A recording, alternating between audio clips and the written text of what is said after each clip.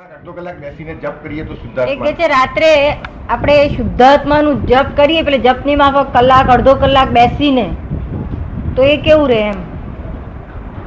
કશો વાંધો નહીં. તો જેટલો વખત જપ કરો ને, આ તો શુદ્ધાત્માનો તો જપ એટલે અજપ જાપ કર્યો તો તમને મદદ હાજી એના મદદ હા, એ જ મૂળ સ્વરૂપ છે આપણું. હાજી તે આ બધું સ્થૂલ કહેવાય. આ કૃષ્ણનું નામ દે, રામનું નામ દે, એ બધું સ્થૂલ કહેવાય. શું કહે? સ્થૂલ, સૂક્ષ્મ અને આ છે તે કારણ કહેવાય. શું એટલે કારણ કાર્ય ફળ આપે. શું આપે? કાર્ય ફળ આપે. આ કારણ ભજના કહેવાય. હાજી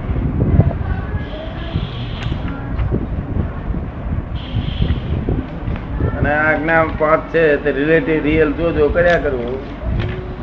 થોડું ઘણો અભ્યાસ કરો છો, એને દુઃખ થાય નહીં એ રીતે તમે કામ લયા કરો. બરોબર ને? સમજ પડી ગઈ. એ ક્રમણ કહેવાય. ક્રમણ હા વ્યવહારિક વસ્તુ. પણ અતિક્રમણ ક્યારે કે તમારે ઉતાવળ હોય, એ ચા પીવા ગયો હોય એટલે તમે બુવા બૂમ કરો ને આવે તરત જ કઈ ગયો તો નલાયક આમ છે ને તેમ છે કરો ને, તારે અતિક્રમણ કર્યું કહેવાય. સમજી ગયો. બરોબર ને? હા અને એક સ્વાભાવિક થઈ જાય તમારે. સ્વાભાવિક થઈ જાય. એમાં તમારે કઈ ઈચ્છા નથી હોતી. બરાબર સ્વાભાવિક થઈ જાય એટલે આપણે કેવું મનુભાઈ આ અતિક્રમણ કેમ કર્યું? પ્રતિક્રમણ કરવાના નામનું. બરાબર છે. સમજ્યો ને? હા અતિક્રમણ થઈ જવું એ સ્વાભાવિક છે, પણ પ્રતિક્રમણ કરવું એ આપણો પુરુષાર્થ છે. સમજી ગયો. તમે સમજો ને? હા, સમજ ગઈ. એટલે એ જે કર્યું એ ભૂસાઈ જાય. દાગ પડેલો એ જતો રહે. ભૂસાઈ જાય પ્રતિક્રમણ થી. સમજાય છે ને? સમજી ગયો. ઘરમાં છે તે દાળ જરા વધારે ભેગી થઈ ગઈ હોય એટલે આપણે બૂમ પાડીએ કે આ દાળ બગાડી છે, આમ છે તેમ છે. બૂમ પાડીએ પછી આપણે ખબર પડે કે આ તો ભૂલ થઈ. આપણે સંભાવ નિકાલ ના કર્યો ફાઇલનો. બરાબર ફાઇલનો સંભાવ નિકાલ કર્યો એટલે શું હોય?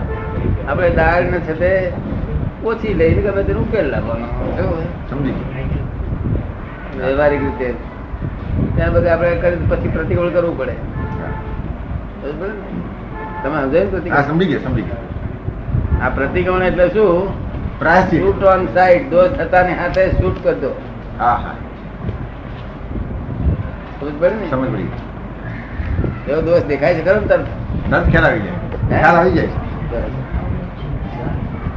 જયારે દોષ દેખાતા થયા ત્યારથી જ જાણો કે મોક્ષમાં જવાની ટિકિટ બની ગઈ. હાજી પોતાનો દોષ કોઈને દેખાય નહીં. ભૂલમાં મોટા મોટી ખામિયા.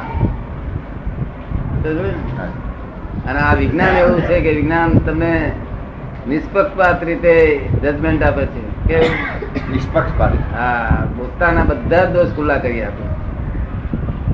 થઈ ગયા પછી કરી આપે, પણ ખુલ્લો કરી આપે ને. ભલે થઈ ગયું એ તો જુદું છે. ગાડીની સ્પીડ ભારે હતી તે કપાઈ ગયો. ગાડીની સ્પીડ ભારે હતી કપાઈ જાય. પણ તારી ખબર પડી ને. સમજ્યો ને?